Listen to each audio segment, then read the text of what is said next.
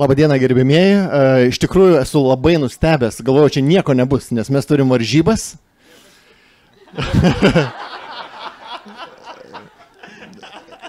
Ir turim diskusiją, kur aš pasidalinsiu savo truputėlį įspūdžiais dar prieš pradžią, kai mane pakvietė moderuoti šitą diskusiją. Aš kažkiek parašiau į socialinius tinklus, su kuo ruošiuosi, apie kokią temą. Ir jeigu jeigu aš postinu, paprastai pas mane ant tų laikų būna 100 ten ir daugiau, ir keli šimtai, bet jeigu postė yra žodelis 3 radelis STT, tai laikai krenta labai stipriai. Ir galvoju, ar žmonės jie išsigąsta, ar jie bijo, ar tema nėra aktuali. Bet pagal žiūrovus galim pasakyti, kad tema aktuali, arba nebent čia Linas visus, sakau, atvarė. Įsijunkim visus mikrofonus, galvoju. Visus įsijunkim iš karto, kad... Aš aišku galiu pajokauti, bet čia tik pradžiai. Mes šiaip tai visada rašome kvietimus, bet kai kvietimai nepadeda, tada rašom šaukimus. Bet čia jokas, aišku. Ir dar vienas dalykas, aš galvoju, prieš pradedant eiti į tą mūsų oficialesnę dalį, ką aš nustebau, kad mes prieš renginį čia sustojom, toks visai nemažas būrys žmonių, ir Linas sako, o čia sako yra visi STT agentai. O ten vienos merginos. Tai įspūdis, galvoju, visuomeniai, bendruomeniai yra visai kitoks ir bent jau ir aš ir tikiu, kad nemaža dalis visuomenės nežino iš viską veikia STT. Tai jeigu labai trumpai, Linai, 1 minutę prieš pradedant, kad visi suprastume, apie ką yra STT. Tai iš tikrųjų visi STT sieja su tyrimais, su baudžiamojom bylom, su juodom kaukėm, su antrankiais, bet čia yra tik tai labai maža dalis tiesos. Ta pati tarnyba buvo įsteigta 97 metais ir taip, pradžia prasidėjo nuo tyrimų, nuo baudžiamųjų bylų, bet tai buvo tik tai trumpa pradžia. Tarnyba evoliucionavo, tarnyba keitėsi ir mes dabar turime 4 kryptis, kurios yra visiškai vienodos, visiškai lygios, viena ir verta viena kitos. Tai pradedam nuo švietimo, antikorupcinio švietimo. Antra kryptis tai yra korupcijos prevencija. Trečia tai analitinė antikorupcinė žvalgyba ir trečia kryptis tai ta, ketvirta kryptis, kuri užsiima baudžiamuoju persekiojimu, tai bylų tyrimu. Tai 4 dalykai. Iš esmės mūsų tarnyba, turbūt reikėjo dar taip sakyti, unikali. Jeigu mes kalbame ne tik apie Europą, bet ir apie pasaulį, mes apimame visas rytis. Kaip ir sakiau, nuo švietimo, prevencijos, analitikos iki žvalgybinių tyrimų ir iki teisminių tyrimų. Gerai, tai pristatysiu mūsų pašnekovus, kas nežinot ar ne, tai nuo Vytauto pradėsiu. Vytautas Šilinskas šiandien yra investuotojų forumo vadovas, ar ne? Šiandien. Taip, vis dar yra. Ja. Kodėl sakau šiandien, netrukus paaiškės, ne? Aš su kiekvienu pabendravęs pasivogiau po tam tikrą frazę iš mūsų pokalbių, kurią norėsiu šiandien aptarti. Tai iš Vytauto pasiėmiau, kad skaidrumas jau dabar verslui duoda grąžą. Aš aišku paprašysiu kiekvieno paskui paaiškinti, kas ką turiu omeny. Toliau mes turim šviežiai atsistatydinusią krašto apsaugos viceministrę Orianą Mašalę. Ir iš jos aš pasiėmiau tokią frazę, kad skaidrumas reikalauja drąsos ir pinigų, kaip be būtų keista, ne? Toliau mes turim Saulių Jovaišą. Ir iš tikrųjų leisiu savo taip grubiau pacituoti Saulione. Sauliaus mintis buvo, kad skaidrumas verslui neturi būti prioritetas. Ir čia mes irgi paprašysim Sauliaus vėliau paaiškinti, ką jis turėjo omeny. Na ir jau turbūt visi pažįstat Linas Pernavas, STT vadovas. Aš galvoju, Linai, ar mes galim sutarti, kad šitą valandą labai atviriem klausimam mes taikom prevenciją ir nesiaiškinam, kad jūs uždavė. Viskas tvarkoja, mes ir taip žinom. Gerai, tvarkoj. Na ir kas manęs nepažįsta, esu verslininkas ir per paskutinius kokius 7 metus turėjau daugiau kaip 500 susitikimų su verslininkais. Ir tie susitikimai buvo filmuojami ir sukelti į YouTube. Tai galėsit susirasti, pasižiūrėti, jeigu norėsit. Maniau, sakysi, 500 bylų turėjau. Bylų beje irgi turėjau, tik ačiū Dievui, ne su šita institucija. Tai gerai, aš galvoju, prieš pradedant mums turbūt reikia sustarti dėl keletos taisyklių, kad nepaverskim šito susitikimo politiniais debatais, nepradėkim kaltinti kažkokios vienos pavardės ar kažkokios partijos, ne, kalbėkim iš esmės apie dalykus. Ir dar gal norėčiau praplėsti truputėlį savoką, nes paprastai skaidrumą, STT žodynė skaidrumas tai yra daugiau apie viešąjį sektorių, ne? bet aš galvoju, kad tie, kas atėjo, jie nori ir su savim surišti tą informaciją, tai mes kalbėsim truputėlį plačiau nuo, galbūt ir nuo mokesčio mokėjimo, nuo asmenės atsakomybės, iki viešojo sektoriaus viršaus, jeigu leisit man tai padaryti.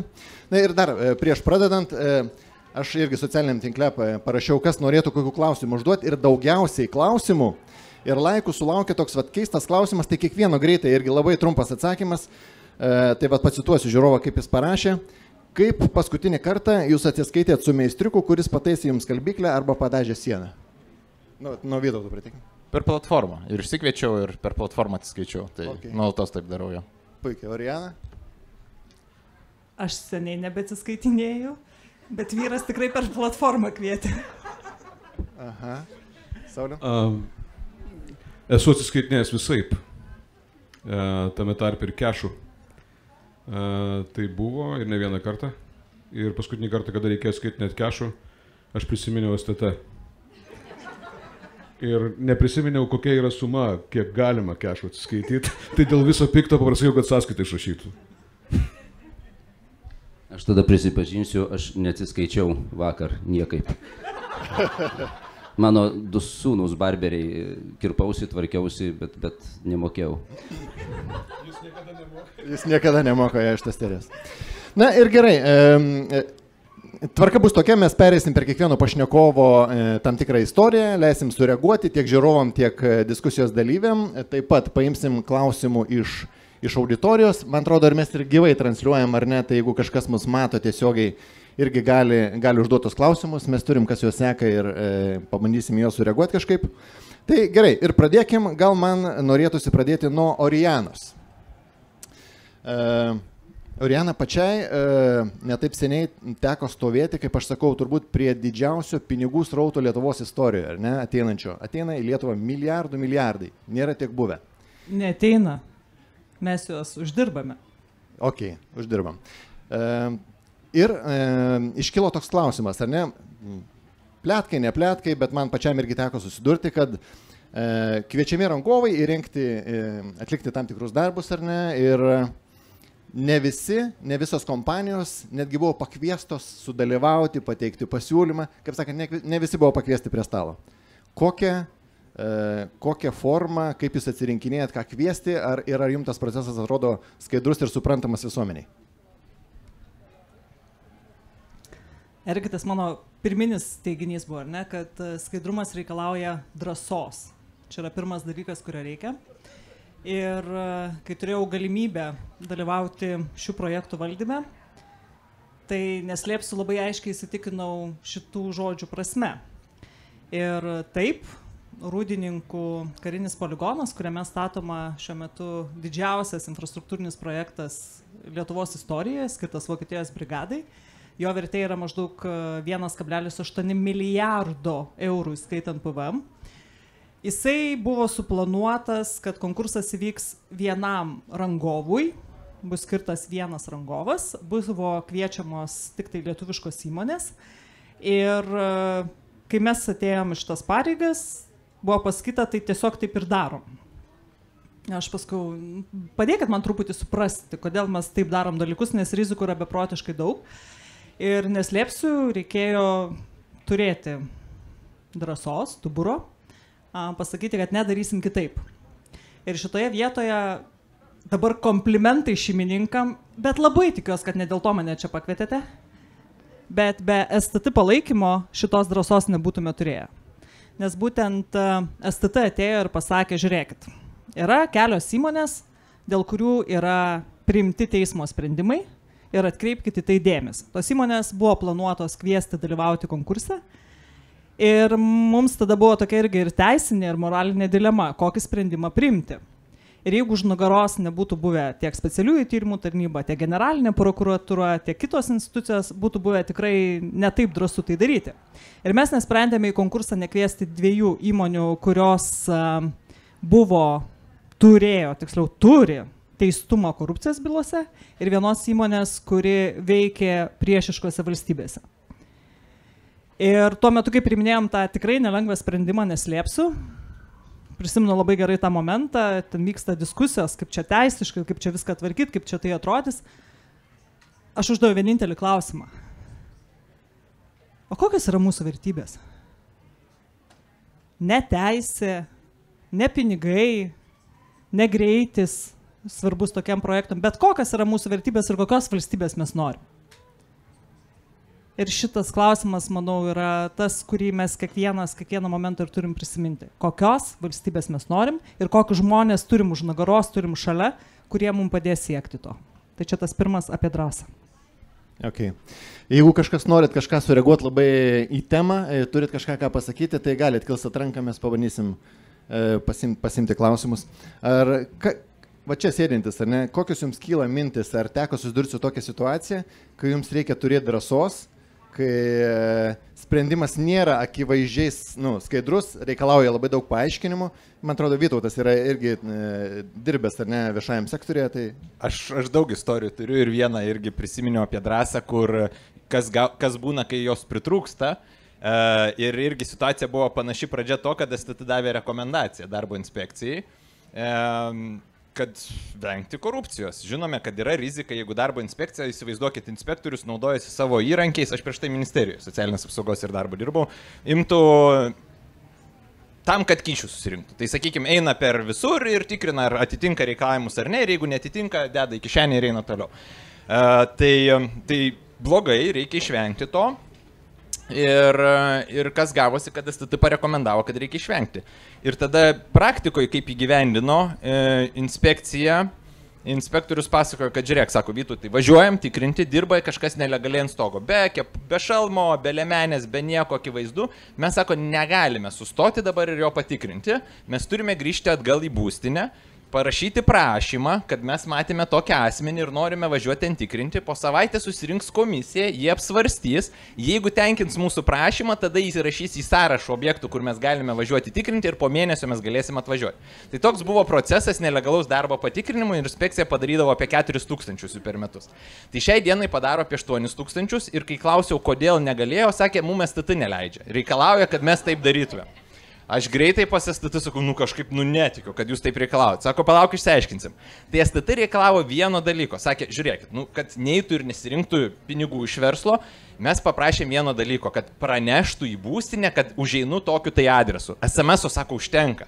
Ir institucija, kadangi neturėjo drąsos, kad pasakyti, kad kaip mes čia neturėsim popierių, sąrašų, aprašų ir komisijų, pasidarė daug daugiau ir tai kainavo daug daugiau. Tai mes nuėmėm, pakeitėm, padarys dvigubai daugiau patikrinimų, bet būtent tos drąsos dažnu atveju viešajam sektoriui ir pritrūksta, nes žmonės galvoja ne kaip padaryti daugiau ar geriau, bet kaip išvengti atsakomybės. Ir būtent drąsos tikrai reikia. Ir Linas nori sureaguoti, ne? Jo, aš nesureaguot, bet pratęs šiek tiek tą Orianos mintį, kur jinai buvo pasakiusi, nes kalbant apie tos procesus, apie tas įmonės, kurios pateko į tos, sakykime, į tas situacijas, tai buvo turbūt 10-mečio darbas tarnybos. Ir visa ta tarnyba matė visą tą procesą. Ir kai mes pamatėme, kad tos įmonės gali dalyvauti tose procesuose, tai yra laimėti milijoninius, turbūt reikia neslėpti, 100 milijoninius projektus, tai iš tikrųjų mes pagalvojame, o tai kur einame, kokios mūsų vertybės, ta prasme, mes norime, kad tos įmonės, kurios daugelį metų elgėsi neatsakingai, nesąžiningai, neskaidriai, vykdė korupcinės nusikalstamas veikas, jos toliau pelnysis iš valstybės. Tai tos drąsos reikėjo ir aš pamenu vieną diskusiją, Orianos jo nebuvo, bet mes ir kalbėjome apie tas įmonės, tai kokios jos pasiekmes turės ateityje. Ir aš atsimenu 2 dalykus, ką man sakė, sako, o tai žiūrėkite, jeigu mes dabar išmesim jas iš tokių pirkimų, o tai kaip jos tada čia, kaip mes atrodysim, ta prasme, ar čia valstybė galbūt kažkas nukentės, suprantu, bet jeigu mes neišmesim, tai kas toliau, kokia tada prasmė? Reiškia, aš galiu daryti, ką noriu, jeigu manęs nepagaus, viskas ok, o jeigu pagaus, viskas irgi ok, susimoku kažkokią sumą ir toliau darau savo biznį.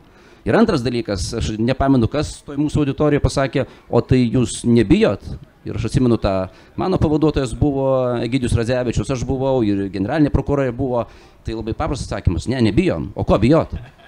Kur čia turi baimę, bet ką tai reiškia žmonės mąsto, kad apie baimę kažkokią, baimę veikti, baimę daryti, baimę priimti sprendimus. Tai šitoje vietoje turbūt ir noriu pasakyti dėkui ir Krašto apsaugos ministerijai, kuri nebijojo ir priėmė tos sprendimus, atsižvelgiant į tuos mūsų turbūt 10 metų darbo rezultatus. Nes tie vaisiai, kuriuos mes skiname, sakykime, jie neateina nei per dieną, nei per mėnesį, nei per 2, labai dažnais atvejais net ir per metus.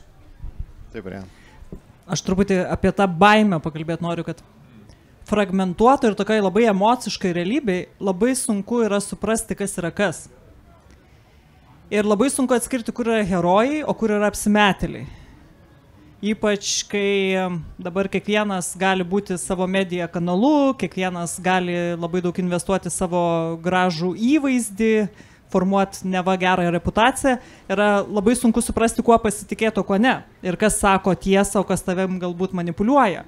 Kas iš tikrųjų turi faktus, o kas turi išgalvotus faktus arba faktais manipuliuoja kažką pasiekti. Ir dėl to natūralu, kad žmonės stapteli ir pagalvoja, kas man bus toliau. Ar aš pasirinkau tą pusę, ar aš einu su tai žmonėmis, ar už manęs stovės tie žmonės, kai priimsiu sunkius sprendimus. Tai mano galva, tas skaidrumas yra labai daug susijęs su tuo asmenybių stiprumu ir komanda, kurią tu gali turėti apie save. Nes aš drąsiai sakau, jeigu nebūtų už mūsų būtent STT generalinės prokuratūros, mums nebūtų taip drąsu buvę to daryti. Aš nežinau, ar pirkimo dokumentuose įmanoma prašyti moralinius dalykus įdėti, kad žmogaus turi būti teisingas požiūris. Moralinį ne, moralinis stuburas. Bet pavyzdžiui, atitikimas nacionalinio saugumo reikalavimam ir per tai tada ateina tie tikri dalykai, išskaitant korupciją, taip jisai gali būti aprašytas. Okay. Dar baigiant Vytauto situaciją noriu, bet mes irgi su Vytautu kalbėjom ir Vytautai pats paminėjai tokį dalyką, kad jeigu verslas yra skaidrus, inspektoriai liktai žiūri atlaidžiau, bet taisyklės yra aprašytos, jis yra visiems vienodos. Ką reiškia žiūri atlaidžiau? Tai nes ne visos situacijos yra vienodai aiškios ir pavyzdys buvo darbo inspekcija, nelegalus darbas galimai, bet įmonė sako, mes ten nelegaliai dirbo, mes sako, norėjom padėti žmonėm, kurie turi priklausomybės išgyti nuo narkotikų, nuo alkoholio ir mes čia tiesiog darbo stovyklos tokios ir siūsdavom į kitas įmonės padirbėti. Ir vertinimas tai iš tikrųjų sudėtingas, nes jeigu čia padeda ir čia kažkokia programa yra, tai čia nėra nelegalus darbas, čia yra gydymo procesas ir socialinės paslaugos, bet jeigu čia yra biznis ir tu uždirbi iš jautriausių žmonių, kurie yra labiausiai pažeidžiami, tai čia išnaudojimas yra. Tai patarimas darbo inspekcijai, kurie atėjo irgi pasitarti su ministerija, kaip čia dabar vertinti tokią situaciją, sakau, žiūrėkit įmonės reputaciją ir žiūrėkit, kaip jie elgėsi ir ar jie padėdavo tiem žmonėm ar ne. Jeigu padėdavo, tai mūsų darbas yra padėti. Žiūrėti ne tik, kad teisėtai, bet ir ar teisingai elgiamės. Teisingumas turi būti aukščiausias dalykas. Ir priešingai, jeigu ta įmonė išnaudojo šitos žmonės, tai mes turim ne tai, kad duoti vidutinišką baudą, mes turime duoti griežčiausią baudą ir žiūrėti, kad ateityje negalėtų verstis jokių verslų, jeigu tai yra įmanoma. Tai va toks konkretus pavyzdys. Gerai, taip. Gal mikrofoną mes galim duoti, kad įrašė girdėtųsi, jo? Bet čia eina teisiniai dalykai, kaip tu viską pateiki ir vėl susivedami skaidrumą, jeigu tarp organizacijos, kuri užsijima integravimu darbuotojų ir verslo, yra teisiniai susitarimai, yra sutartis, tai kur problemos? Tai aš jau 2 karjeras aptarėm, dabar investuotojų forumo vadovas, prieš tai politikoje buvau 4 metus, o prieš tai 12 metų advokatų kontoroj. Tai dar vieną tada istoriją pasidalinsiu, bylą ir atsakysiu istoriją, pamatysit situaciją, kad klientas ateina, sako, kaimynas padavė į teismą, kad man per daug valstybinės žemės išnuomojo. O kaip tu, sakau, išsinuomoji tą žemę? Tai aš tai, sako, nieko nedariau, mes nusipirkom tą pastatą, mokėjom žemės nuomos mokestį visada tvarkingai, jis apskundė, sako, per daug tau valstybė išnuomavo. Man turėtų daugiau išnuomoti. Sakau, įsivertinau situaciją sudėtingą. 50-50, sakau, nes reguliavimas toks, kad išnuomoja tiek, kiek reikia. O kiek reikia, ir ginčas bus. Bet tada pagalvojau, o tai palaukit, o kas tas kaimynas, ką jisai veikia? Tai nesusiję visiškai su byla, sutikim, nes ar mes teisingai išsinuomom, bet aš panagrinėjau, kas kaimynas. O kaimynas pasirodo žemgrobys. Jis valstybinę žemę užsiėmęs, nuomos sutarties neturėjo, nemokėjo, kai jau valstybė prisiteisė iš jo, jis ėjo dar ginčytis, kai paprašė susimokėti, jis tik tada susimokėjo. Pateikiu teismui šitos faktus ir mes laimėm bylą. Nes teisme teisėjas irgi yra žmogus ir jisai žiūri ne tik teisę, taip, teisėtumas yra svarbu, bet ir teismam yra pasakyta, kad jie vykdo ne teisėtumą, jie vykdo teisingumą.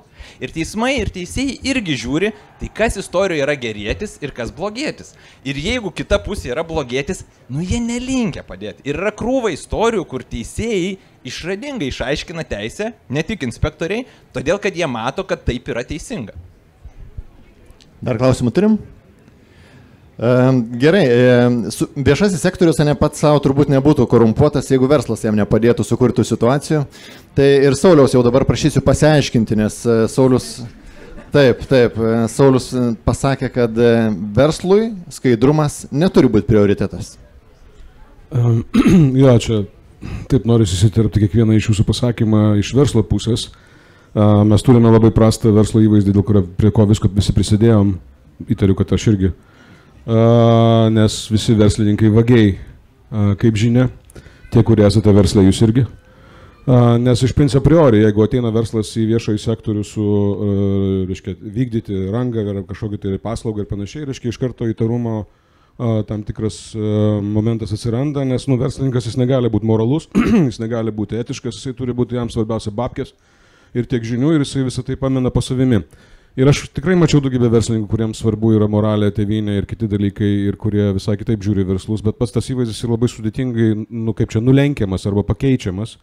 Ir čia mes turime tą, iš karto tokį, nieko nepadarysim, turbūt gal turi praeiti 20 metų, kada mes galų galiu suprasime, kad jeigu ne verslas, tai jau šiandien nieko nebūtų.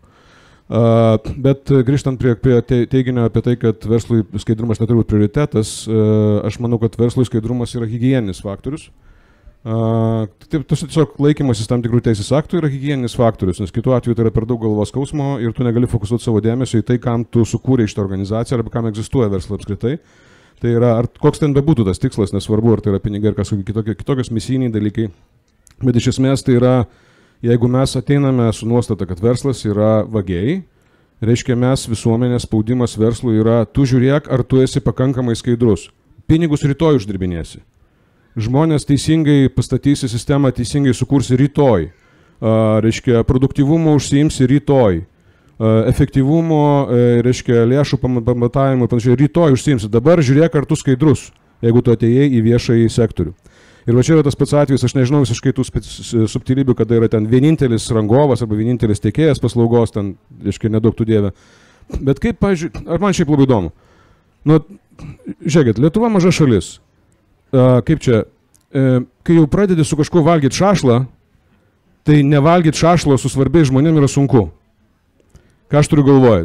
Įsivaizduokime, aš turiu kaimyną arba ne kaimyną, kaimyno draugą, su kuriuo valgiau vakar šašlą. Dabar paaiškėjo, kad tas kaimyno draugas yra kokios nors tenai, nežinau, valstybinės organizacijos didelis viršininkas, kuris atėjo per partinę liniją, arba nebūtinai per partinę liniją, tiesiog atėjo žmogus, aš nekalbu apie tos žmonės, kurie nusprendė paaukoti savo metus tėvynės tarnystei. Bet, reiškia, atėjus jinai yra, reiškia, ir tada staiga yra taip paaiškėjo, kad aš turiu paslaugą, kuri labai gera ir netgi, tarsi, žiauriai gera paslauga, bet brangi paslauga. Mes turime viešuose pirkimuose mažiausios kainos reikalavimą, matyvelnės, kažkaip, reiškia, vis tiek staiga laimėjau aš. Ten kažkaip sudėliojom, ten taip gavosi, kad, žodžiu, kaip ir mažiausia kaina, bet ne mažiausia kaina. Bet mes žinom, kaip yra, kai laimi viešajam konkursui, reiškia, mažiausia kaina, tai paskui finale po 2-3 metų ta kaina pasidaro didžiausia. Žymiai didesnė negu konkursai siūlė tas, kuris siūlė didžiausią kainą. Taip kažkaip gaunasi. Aš nesuprantu, kaip tai gaunasi, aš ten iš nieko nesuprantu. Tam viešajam sektoriui nuoširdžiai. Iš viso nesuprantu. Kažkaip ten laimėjo mažiausią kainą, paskui paaiškėjo, kad sumokėjom didžiausią kainą. Tai galvoju, sumokėjom tai mes su jumis, jeigu ką. Tada reiškia, gerai, tarkim, aš vėlgi valgiau tą šašlą, atėjau, reiškia, ir mano paslaugais man nupirko. Ir paskui mes jau ten darom tą paslaugą, nežinau, produktą, aš ten investavau, nežinau, marketingą, į produkto vystymą, į R&D, dar kažką, dalykai darosi, aš taip pat pabaigsiu šitą visą istoriją. Ir paskui paaiškėjo, kad aš tą šašlą su juo valgiau. Paaiškėjo kam, paaiškėjo mano konkurentui, paaiškėjo žiniasklaidai, paaiškėjo mano kaimynui, kuris dirba kitam konkurentui. Ir finaliai reiškia, aš jau viską suinvestavau, jau noriu dirbti, jau viskas gerai, paslauga tikrai gera. Ir aš jos negaliu teikti. Aš turiu sustot. Dėl to, kad aš valgiau šašlą. Tiesiog man dabar žiūrėt, su kuo valgiai šašlą. Kiekvieną kartą. Ta prasme, come on! Labą dieną. Aš ką žinau, aš atėjau pa žmogų pavalgyti šašlą, ten kitas valgė šašlą. Iš kur aš žinau, kas jis toks? O paskui mus kartu nufotkino, nes vis tiek kažkaip ten būna selfie, kažkaip žmogus pasidaro. Ir staiga gaunasi taip, kad aš tampu korupcinio arba neskaidraus santykio dalyvis, nepaisant to, kad iš principo aš viską dariau teisingai. Kaip man atrodo, kaip piliečiui. Aš nežinau, ką su to daryti. Aš labai atsiprašau. Pasakykit man kas nors. Taip, Ariana. Aš nežinau, ar čia tinkamiausias receptas, bet irgi pasidalinsiu savo patirtim, kadangi pusę gyvenimo dirbau versle, pusę valstybės tarnyboje, viešajame sektoriuje. Tai kai atėjau dirbti Krašto apsaugos ministeriją, pasakiau pirmą taisyklę. Mano duris atviros visiems verslam, visiems absoliučiai. Ir čia buvo šokas ministerijoje, nes, ta prasme, taigi verslininkai žulikai vagis, tu atidarai duris žulikam ir vagim. Ne, žiūrėkit, sakau, versle yra pilna puikių žmonių, pilna, kurie nori skaidrumo valstybėje, pilna, kurie nori kokybiškų paslaugų, kurie tiesiog, ypač, kad tai yra gynybos rytis šiais laikais, kurie nori realiai suteikti tą vertę, kurios reikia šaliai. Tai žodžiu, pirmais kartais, kai aš sakydavau, kad aš einu verslo renginį, ten buvo 10 mane atkalbančių, kodėl aš to neturėčiau daryti. Čia ateina pas mane Lietuvos užsienio verslai, sakau, žiūrėkit, ateina, aš niekada nesu viena, kad niekam nekiltų jokių dvejonių, čia beje irgi buvo STT patarimas, kaip čia, kad niekam nekiltų, viskas kalendoriuje, prašom, visi lankykitės. Tai po kelių tokių savaičių, kokių 6-8 savaičių, visi suprato, kad žemė nesugriuvo. Tiesiog aš gavau žinių, kaip žmogus iš naujos atėjęs iš srities. Verslai suprato, kad nuo to žaidimo taisyklės nepasikeis, viešieji pirkimai toliau vyksta, visus reikalavimus nacionalinio saugumo ir visų kitų dalykų jie privalo atitikti. Ir turbūt gražiausias man lūžio taškas buvo, kai po kurio laiko viena kolegė sako, žinai, sako, vat jinai atėjo čia į komandą, sako, aš galvoju, kaip čia dabar čia visi susitik nori ir galvoju, o tai reikia ir su visais susitikinėti. Išgirsti idėjų, susitinki naujų žmonės, gauni tam tikrų vertingų įžvalgų ir žemė nepirsta. Tai sakyčiau, kad tai, kai viešasis sektorius pradės suprasti, kad verslas nėra žulikai ir vagis, lygiai taip pat nori kurti vertę šiai valstybei ir tikrai yra gausybė sąžiningų, skaidrių, gerų verslininkų, tada mes turėsim didžiulį pokytį. Tai aš manau, kad tas pokytis visgi turi prasidėti nuo viešojo sektoriaus atvirumo verslui. Taip, Linai. Šiek tiek grįšiu, ką Saulius labai gerą palėtė, čia turbūt 2 klausimai būtų apie viešuosius pirkimus, bet pradžia higiena. Šiai dienai iš tikrųjų taip, įmonėm skaidrumas daugiau yra turbūt higiena negu kažkoks, sakykime, dalykas, kuris yra būtinas. Kodėl? Nes kas yra verslas? Verslas tai iš esmės, aš nesu verslininkas, tai jeigu pasakysiu nesąmonę, labai nekritikuokit, bet ar Excelinė lentelė turi kažkokias išlaidas, ne, gale mėnesio ar gale metų turi gauti pliusą, nes jeigu minusą, tai tu bankrutavai, tavęs nebėra. Jeigu aš teisingai apie verslą suprantu. Tai dabar kaip skaidrumas apsimoka, kaip jis padeda. Šiai dienai kol kas iš tikrųjų, ką sakė Saulius, tai yra higiena. Tai va, kai yra higiena, na tai kažkurį laiką galbūt aš tą higieną galiu atidėti vėlesniam laikui, nes na, kurį laiką pratrauksiu be tos higienos. Ir ką mes iki šio laiko darydom ir kaip suprasdom, jeigu kažkas yra negerai, va čia yra STT, jie pradės tyrimą ir jie tegul gaudo tuos, kurie tos higienos kažkokios nesilaiko.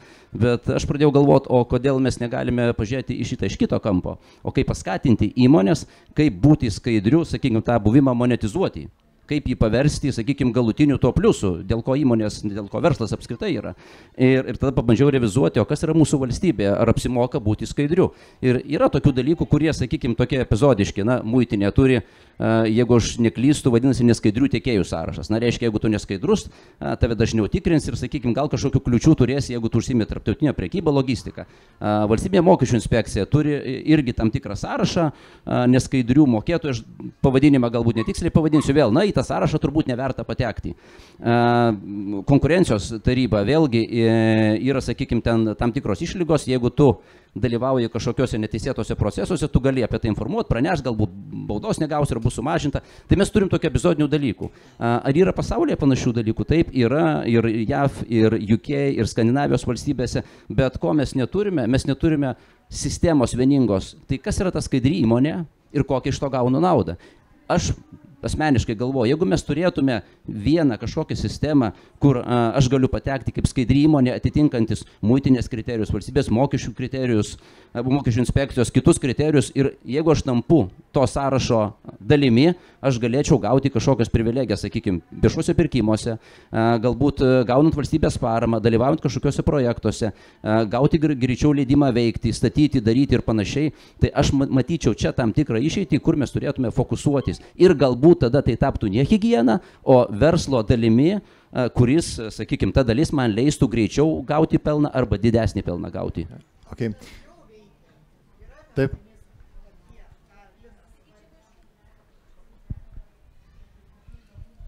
ką Linas įvardino, tai jau veikia versle, organizuojant tos pačius viešuosius pirkimus, yra deklaracijos, ką tiekėjas turi pateikti iš VMI, iš Sodros, kad nėra skoloj, kad yra tos sąžiningos kaip ten pažyma, kad esi nesusitepęs ir panašiai. Visi šitie dalykai iš valstybės, iš įstatymų yra numatyti, jie yra veikiantys, bet ar verslas visą tai taiko? Tai čia yra klausimas ir diskusija, ne? Ar mes skaidrus ar ne? Taip, aš čia irgi noriu sureaguoti, mes su Linu, kai kalbėjom, Linas sakė, kad verslas, kuris yra sąžiningas, taiko visas procedūras, nebūtinai vis tiek yra skaidrus. Gali, Linai, paaiškinti, ką turiu omeny? Na, čia turbūt apie procedūras aš gal taip labai paprastai paaiškinsiu. Daugelis įmonių, įstaigų, organizacijų turi įvairias procedūras. Bet čia žinot, kaip su dantų pasta ir dantų šepetuku. Jeigu aš turiu dantų pastą ir šepetuką, nereiškia, kad mano dantį išvarus. Reikia vieną labai paprastą dalyką daryti, reikia paimti ir valyti. Ir kuo tu geriau valysi, kuo taisyklingiau, tuo jie bus švaresni ir mažiau skaudės.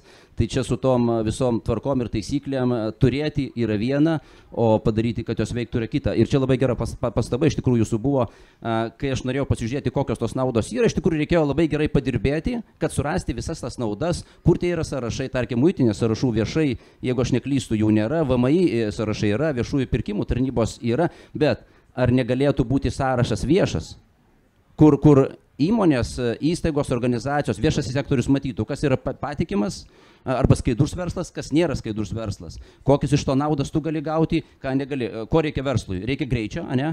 Reikia prieimo prie kapitalo, prie pinigų, tai tas sąrašas, aš įsivaizduoju, kad jisai galbūt galėtų padėti ir tada grįžtant prie ką sakė Saulius, tai taptų ne higiena, tai taptų verslo dalimi, kas tau padėtų greičiau ir geriau daryti verslą.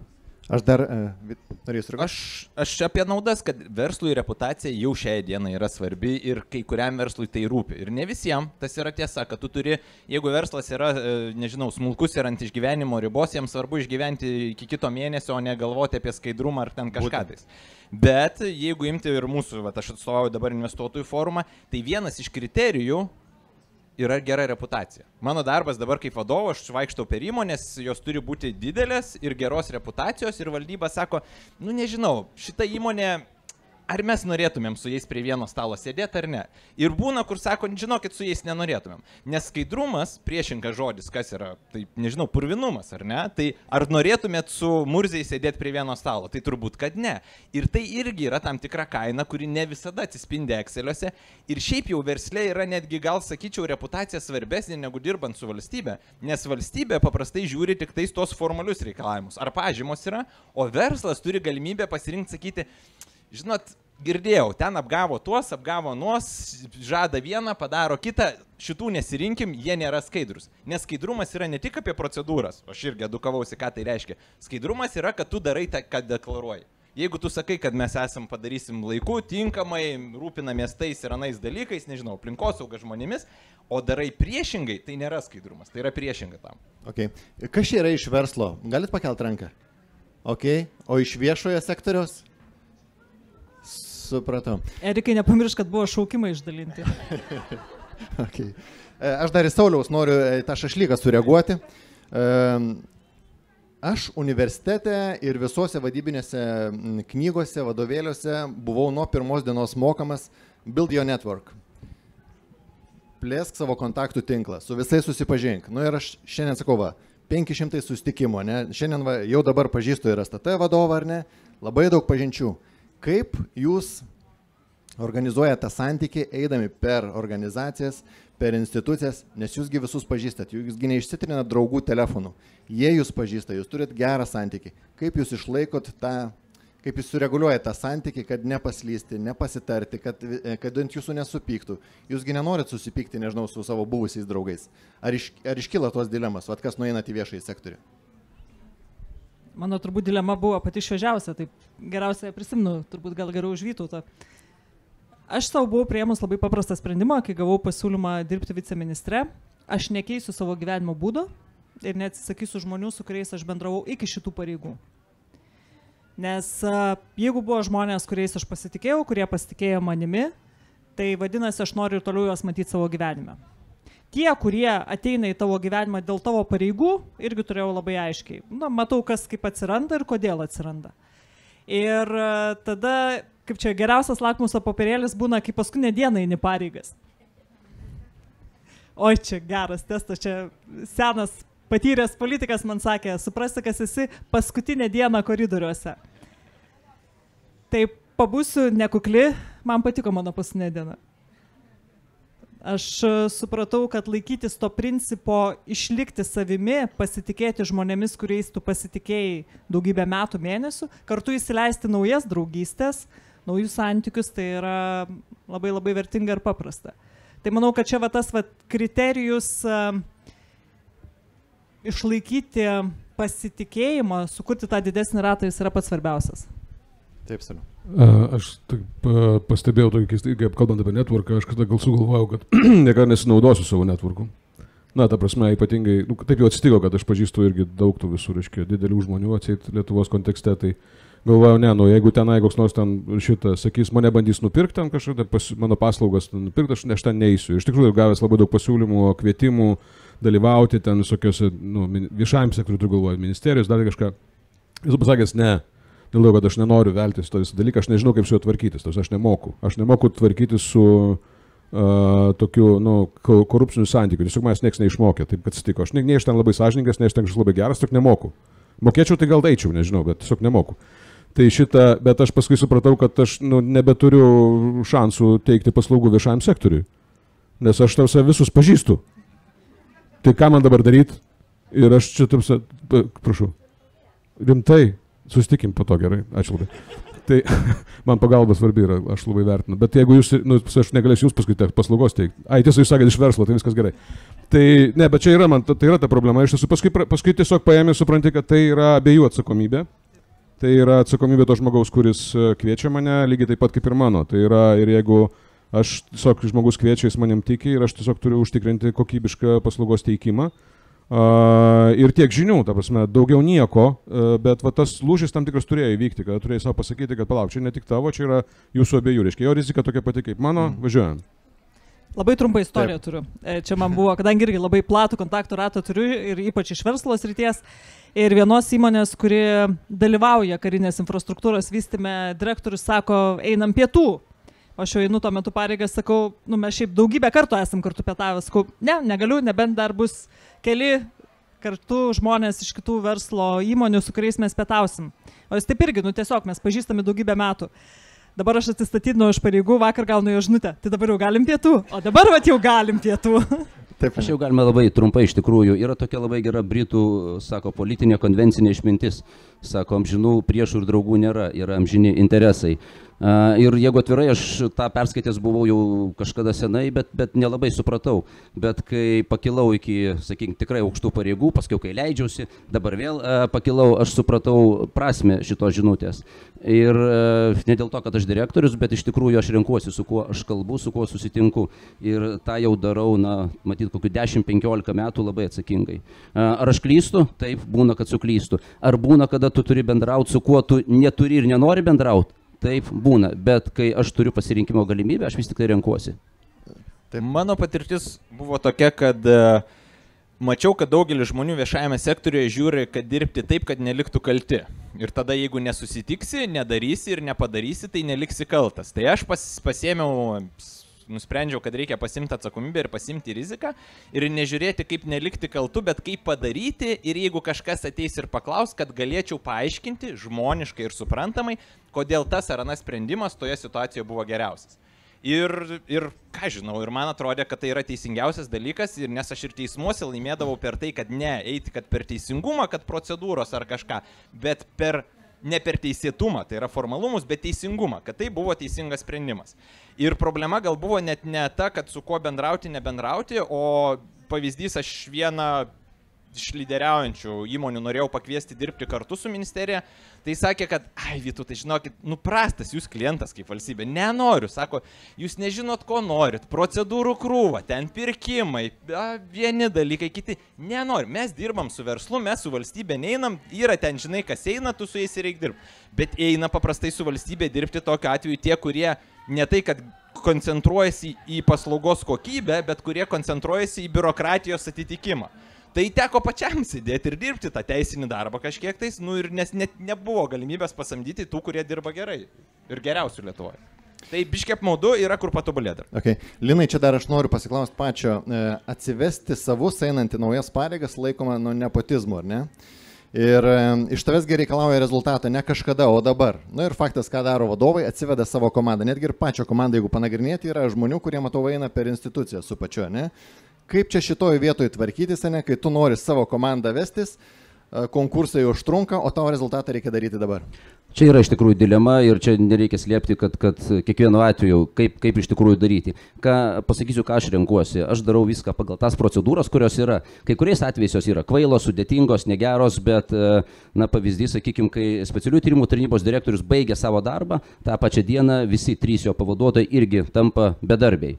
Ir procedūra yra tokia, kad jeigu tu nori, tu gali siūlyti visiškai kitus žmonės į tas pozicijas, į tą vietą, reiškia, į savo komandą. Tai, aišku, tu turi padaryti tą pačią dieną, tai aš tą patį ir padariau. 2 pavaduotojai buvę liko tose pareigose, 1 atėjo naujas, bet aš tai dariau pagal tuo metu galiojančias procedūras.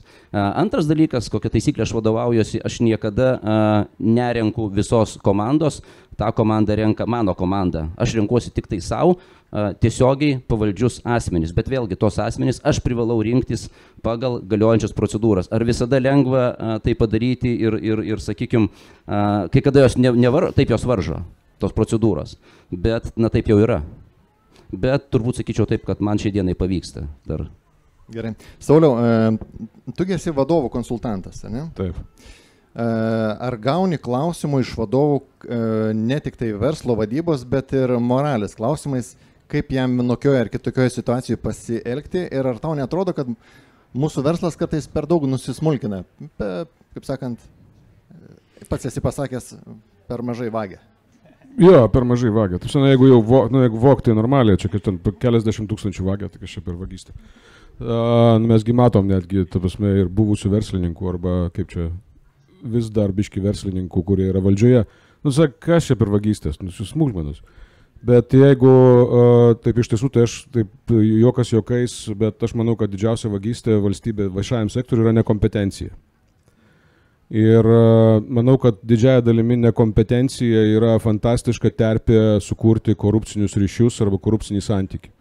Jeigu mes turime taip, yra procedūra, gerai Linas eina per procedūrą, atsiveda savo komandą, ar ten ne savo, bet reiškia, per procedūrą praleidžia visą šitą reikalą, tai ok, bet yra, jūs patys žinote, yra daug valstybinių organizacijų, valstybinių įmonių, kur reikėjo staigiai padaryti pokytį, kur reikėjo padaryti taip, kad nuo dugno atsikeltų, kur yra mūsų, reiškia, valstybės pinigų 100 milijonų ir kur reikia staigiai padaryti. Dabar aš, jeigu eisiu per visas procedūras, ateina generalinis direktorius, eina per visas procedūras ir negali atsivesti savo žmonių, su kuriais jisai pastatęs, apvertęs aukštinkojam ne vieną organizaciją, padėjęs ją ant kojų.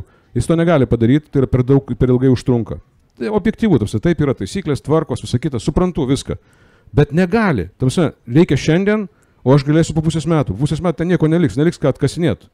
Dėl to daug kas eina į rizikingų kelių, šitų atsiveda savo žmonės, visur aplinkui skambinama, kad tai yra savo žmonės, vis dar žmonės galvoja, kad jeigu žmogus užima vadovaujančias pareigas, tai jisai laimėjo jackpotą. Reiškia, laimėjo to, ne? Jo, taip, kaip ten, šilta vieta, kaip kažkada su Arūnu Dulkiu šnekėjome apie tai, kad sakė, fantastiškai šiltos vietos, kaip pagalvoja atlyginimo dydį arba šitą ten kokį nors ten garantijas ar dar kažką ir ateitį savo, kai pagalvoja apie žmonių, kurie pateko viešai sektoriui ir paskui neteko tų pareigų, ateitis fantastiška dažniausiai būna.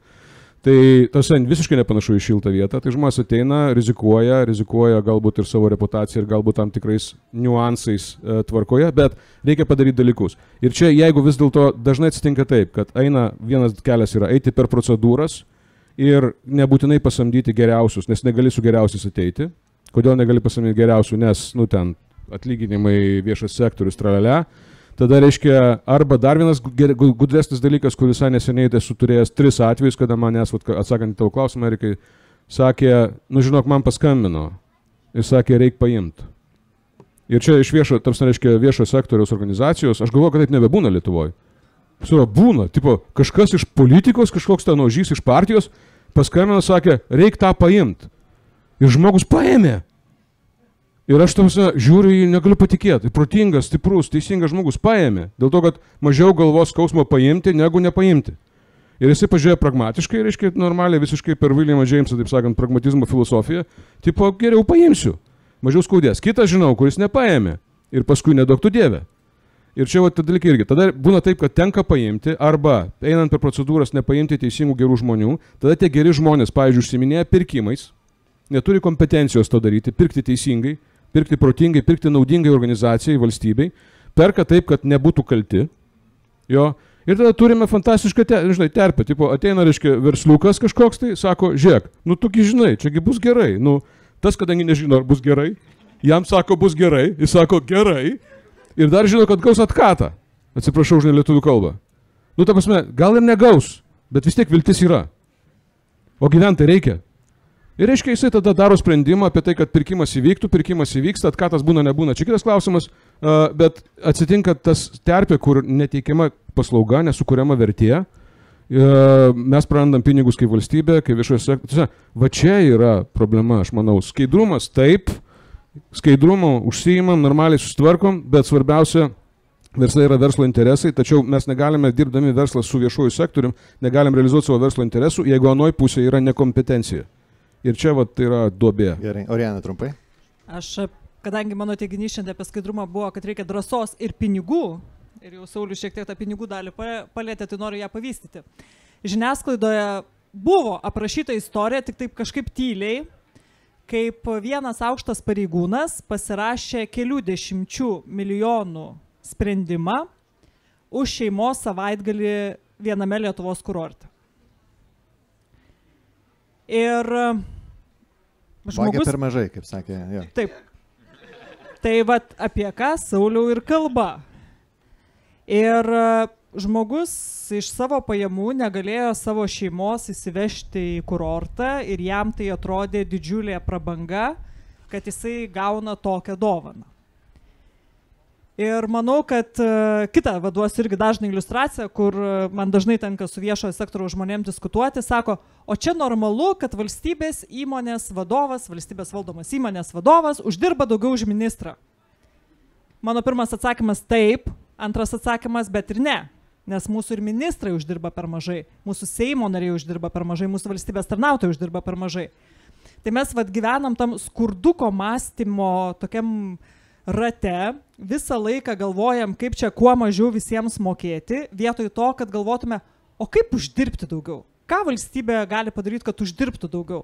Vietoj to mes galvojam, kaip mokėti išmokas, kaip ten kažką daryti, bet kiek mes girdim diskusijų, o kaip uždirbti, kad galėtume turėti tą stipresnį viešąjį sektorių, kuris tada sugebės gerai dirbti su verslu ir per tai mūsų šalis augs. Linai? Aš tik labai trumpai grįžtant prie tos temos, ką Saulius sakė, faktas, kad tu turėt stuburą. Taip, aš tų procedūrų laikausi, nes turbūt būtų kvaila sakyti, kad aš nesilaikau procedūrų ir man kvaila būtų jų nesilaikyti.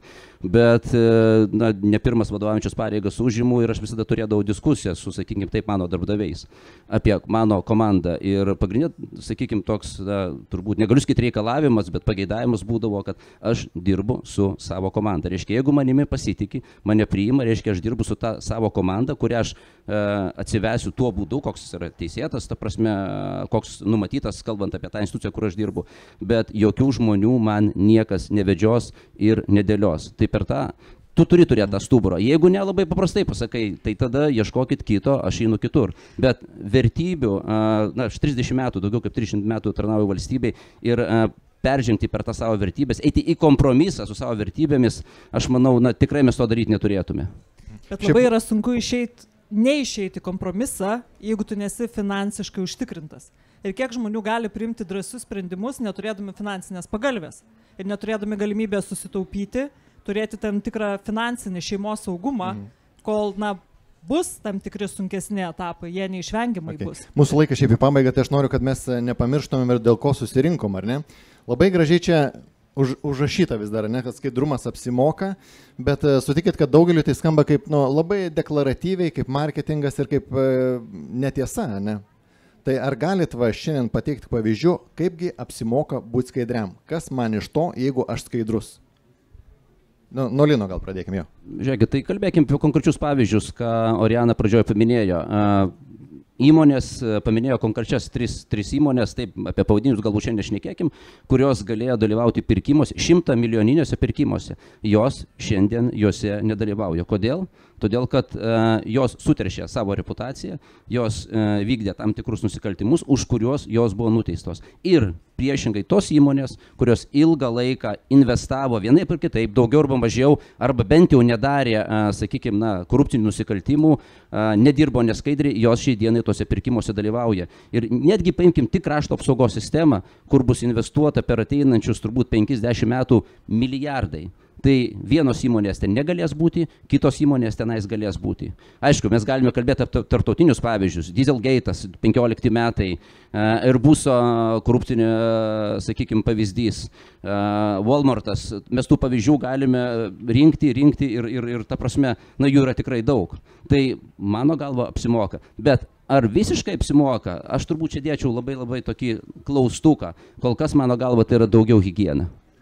Sauliau, tu turi ką pasakyti šitą? Aš iš verslinės pusės, kalbant apie žodį higieną, aš paviršiau tai, kad jeigu tu susitvarkai taip, kad tu neturi klausimų dėl skaidrumo, susitvarkai visus dalykus, santykį su savo klientu ir panašiai, tu gali fokusuotis į tai, kam tu atėjai į darbą.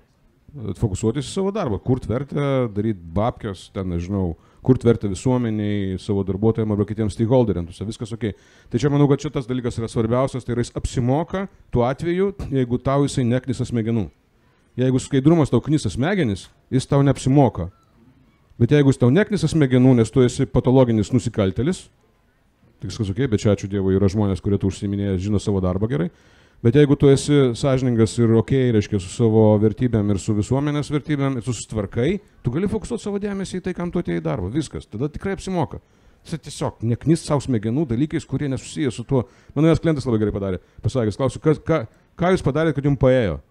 Sakė, mes nustojom kariauti su aplinkybėm, pradėjom dirbti savo darbą. Tai nustojom kariauti su aplinkybėm, dirbam savo darbą. Sustvarkom, kad šitas skaidrumas netaptų kažkokia aplinkybės, kur reikia kariauti. Nereikia kariauti, sustvarkiai, pamiršai, važiuoji. Okay. Dar aš vieną klausimą, jis nėra gal visiškai tema, bet labai trumpai irgi noriu jūsų reakcijos. Mokestinė aplinka nėra STT objektas ar ne, bet ar sutinkat, kad mokestinė aplinka gali žmonės ir verslą pastumėti link to neskaidrumo, ar ne? Ir netgi dabartinis naujas GPM įstatymas yra sakoma, kad tai yra bauda už iniciatyvą ir verslumą. Kaip jūs galvojat, ar mokestinė terpė gali pakeisti žmogaus požiūrį į skaidrumą ir verslą? Tai keičia, tai žmogaus poelgis nuolatos keičia aplinkybės, tai keičiasi mokesčiai ir žmogus vertina. Tai jeigu man vienu atveju skaidrumas ir vertybės kainavo, nežinau, tiesiog atsisakyti kavos puodelį per dieną, tai gal renkuosi skaidrumą. Jeigu man skaidrumas kainuoja, nežinau, bankrotą ir reikės prarasti būstą ir čia verslo išlikimo klausimas ir reikia pasirūpinti šeimą ir vaikais, tai tas žmogus tada gali rinktis nebe vertybės, nebe skaidrumą ateityje, nes skaidrumas atsiperka tavo ateityje per visą gyvenimą, bet išlikimą šiai dienai. Tai be abejo, tai yra kaina. Skaidrumas turi savo kainą, bet jisai yra ilgalaikis dalykas. Tai yra, kuris tau duoda naudą per tai, jeigu tu esi skaidrus verslas, tai pas tave mieliau ateina darbuotojai. Nes kas nori dirbti įmonėje, kuri, sakykime, turi reputaciją, kad vagia. Nes tada ir tu toksai, ar ne, su jais vagi. Nenori. Mieliau dirba partneriai, tas pats minėjau investuotojų forumas, tai jisai vertina, ar nori priimti tave į klubą ar ne, ar nori dirbti su tokiam įmonėm ar ne. Ir šiaip jau, kur minėjau pavyzdžius, ir valstybė daug geriau žiūri į tave, jeigu tu elgiesi skaidriai ir tu nori padėti, kuri vertę, o verslas kuria vertę, tai ir tau tikslas yra padėti. Tai turi kainą, bet turi ir vertę. Iš tos pusės apsimoka. Taip. Labai trumpai, yra Statfordo universiteto 20 metų, jeigu aš neklystu, tyrimai, kur yra pasakyta, kad po tam tikrų korupcinių skandalų pirmais metais darbuotojų pasitenkinimas darbu krenta 25% ir darbuotojų kaita didėja 31%. Tai jau kalbėti, ką kolega sako, ilgalaikė prasme ir įmonės, kurios masto apie ilgalaikę perspektyvą, tai jos tikrai apie tai masto. Sutikim, tema, supratau, nėra labai paprasta, nes išgirdau tokį vieną tik tai aišku argumentą, ne, kad jeigu būsi skaidrus, tai tau leis atsisėsti prie stalo viešuose pirkimuose, kurie galbūt ten ne visada aiškiai aprašyti ar ne yra. Bet ir iš verslo pusės dar turbūt galima pridėti, ne, kad skaidrus partneriai yra linkę rinktis skaidrius. Lygiai taip pat, kam teko susidurti su finansinėm institucijom užsienyje, jie taip pat irgi pradeda vertinti reputacinius dalykus, o nekalbu apie ten pinigų plovimo prevencijas, visokius patikrinimus, ar ne. Tai uždarant mūsų diskusiją, nes laikas jau visiškai į pabaigą, kiekvieno noriu paklausti, kaip jūs galvojat, ką paprasta, kokį žingsnį, vat, kiekvienas savo darbę, kiekvienas išėjęs nuo pirmadienio mes galim padaryti, kad eitumėm link to tikslo, kurio mes norėtumėm visi. Nuo Vytauto jau pradėkim. Jo, man labai patiko, kur vienas vadovas institucijos sakė, kad sąžinės tvarkomis neįdėksi. Ir šitas tikrai patiko ir statistika korupcijos suveikimo indekso rodo, kad šiandien apie 1/3 piliečių Lietuvoje atsako, kad imčiau kyšį. Tiek neima, nes ir dalis atsako, kad nežinau, kaip nieks nepasiūlė ir taip toliau, bet didelė dalis žmonių atsako, kad neimtų kyšio ne dėl to, kad įstatymai draudžia, ne dėl to, kad baudos yra kažkokios, o dėl to, kad tai yra prieš jų vertybės. Tai visi turime ratą, visi turime draugus, visi turime, sutuoktinius, tėvus, brolius, sesės. Tai vat būkime tas ratas, kad jeigu išgirstame, kad kažkoks žmogus didžiuojasi, kad čia, paėmiau, čia radau, apėjau, kad nesakytumėm, kad taip, tu šaunuolis, high five. Ne, kad pasmerktumėm ir sakytumėm, žinok, klausimas, ar aš su tavim toliau noriu bendrauti ir draugauti. Ir tai turi milžinišką poveikį, nes sąžinės tvarkomis neįdėksi. Sąžinė ir vertybės mes diegiame vieni kitiems nuolatos per bendravimą ir palaikykime to žmonės, kurie yra skaidrus. Okay. Arijana? Aš skaidrumo temoje su Astatu susidūriau prieš 3 metus, kai mes pradėjome skaidrinti valstybės valdomą įmonę Regitra. Ir ten buvo visokių įdomybių, kai egzaminuotojai imdavo kyšius ir manydavo, kad vets okei, bet staiga atėjo akcininkai, kuriem ne okei, valdyba, generalinis direktorius. Ir mūsų ta pradžia, aš neįsivaizdavau, ką daryti su tokia įmonė, kaip valdybos pirmininkė, nuo ko ten pradėti. Ir dėl to taip nedrąsiai pasibeldžiu, gal mane kažkas pakonsultuot gali. Ta prasme, ką daryti tokio įmonė, man tai kažkas naujo. Ir STT tada labai gražiai mane užvedė ant kelių ir sako, žiūrėk, frazė, kurią prisiminsiu visą gyvenimą ir kartoju visiems. Blogį reikia užkirsti iš pradžių. Ir antrinant Vytautui. Aš dar pridursiu, blogis myli abejingumą ir tylą. Bet jeigu mes pradedam apie tai kalbėti, jeigu mes to netoleruojame, jeigu savo darbais parodome, kad mums tai yra okei, ne tik tai žodžiais, tai tas pokytis įvyks. Bet aš visgi norėčiau pabaigti pozityvę gaidą. Lietuva yra fantastiškai pasikeitusi šitą pusę. Mes vis norim būti geresni, mes tokie maksimalistai, mums vis negana, bet įvertinkim progresą, kurį mes pasiekėme, jis yra milžiniškas ir kad galim pasiekti dar daugiau, ne kartą mes kaip Lietuvoje esame rodę. Okay. Sauliau? Jo, čia tai reikia, wow. Ne, aš rimtai, aš visiškai palaikau, nes mes per mažai vertinam tai, kas vyksta. Ir normalu žmogiška, bet aš manau, kad čia fantastika. Čia irgi yra, manau, kad vienas iš būdų, kaip skatinti skaidrumą, yra pasidžiaugti jo progresu. Tai yra parodyti, kad jisai jau vyksta. Tai yra tokia paprasta labai vadybinė taisyklė. Aš savo pusės pritardamas kolegoms ir tęsdamas mintį norėčiau paskatinti, paraginti mūsų visus čia susirinkusius neturėti tolerancijos nekompetencijai. Tai yra arba turėti neturėti iš principo tolerancijos nekompetenciją. Jeigu aš matau nekompetenciją, aš reaguoju. Jeigu aš matau, kad žmonės šūda malą darbo vietoje, aš reaguoju. Jeigu aš matau, kad žmogus, kuris kuris gauna atlyginimą, vienas sąžiningai atlieka savo darbą, kitas tuo tarpu užsiminėja, kaip tai be pavadintum, ar nepotizmu, arba tiesiog šiaip apgavystė vienokia arba kitokia, tai aš reaguoju. Ir manau, kad tai yra pilietinė pozicija, kuri gali padėti pakelti bendrą mūsų ne tik pragyvenimo, bet savijautos šitoje valstybėje lygį. Tai yra, netoleruokim nekompetencijos.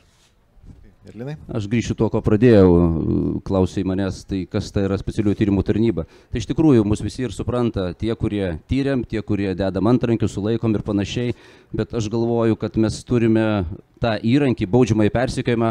Aš pats sveiką gyvenseną propaguoju, tai jeigu nori sveikai gyventi, tai vaikščiok, judėk, sveikai valgyk ir nereikės antibiotikų, nereikės matyti operacijų ir panašiai. Tai tas baudžiamasis persekiojimas yra toks kaip antibiotikas arba net kaip operacija. Tai antibiotikus mes kada naudojam? Išimties turbūt tvarka. Jeigu bandysime gerti kiekvieną dieną, jie nustos veikti. Tai ta filosofija yra pas mus tarnyboje, kad baudžiamąjį persekiojimą mes turime ir tikrai naudosime kaip tą antibiotiką labai retai ir orientuosimės į švietimą ir į prevenciją. Ką praeitais metais jau pradėjome daryti, tai yra teikime valstybės vadovams, ministrams ir ministrų pirmininkui tokias strateginės antikorupcinės gairės. Ir kalbant apie tai, mes iš tikrųjų skiriame labai daug dėmesio ir kalbėsime ir toliau ir teiksime siūlymus, kaip vis tik tai padaryti taip, kad verslui apsimokėtų būti skaidriam, kad galutinėme taške tai vis tiek išvirstų į pelną verslą verslui, jeigu verslas pelningas, jeigu verslas veikia gerai, tai mes visi tada gyvename gerai ir aš uždirbu gerą atlyginimą ir mano šeima gerai gyvena. Tai mano turbūt pagrindinis tikslas bus įtikinti politikus, padėti verslui dirbti skaidriai, kad tos procedūros, kad jų nebūtų per daug, kad jos būtų greitos, paprastos, nebūtų biurokratinės. Tai čia turbūt esminis dalykas ir mes tai orientuosimės. Gerai, tai ačiū diskusijos dalyviams. Aš irgi esu įstikinęs, kad tiek viešajam sektoriuje, tiek verslo sektoriuje žmonės yra iš principo geri ir nori užsimti gerais dalykais. Niekas nenori žvalgytis per petį, taupyti mokesčius, ieškoti kažkokių pažinčių. Visi nori daryti kažkokį gerą dalyką, kurti vertę. Ir galvoju, kad augant pasitikėjimui, švietimui, supratimui, galimybei prognozuoti, mes tapsim, čia norėjau sakyti, nepralenkiami, bet gal nenoriu kalbėti apie kažkokį konkuravimą. Mes tapsim labiau atsipalaidavę, laimingesni ir užsimsim dalykais, kurie realiai kuria vertę.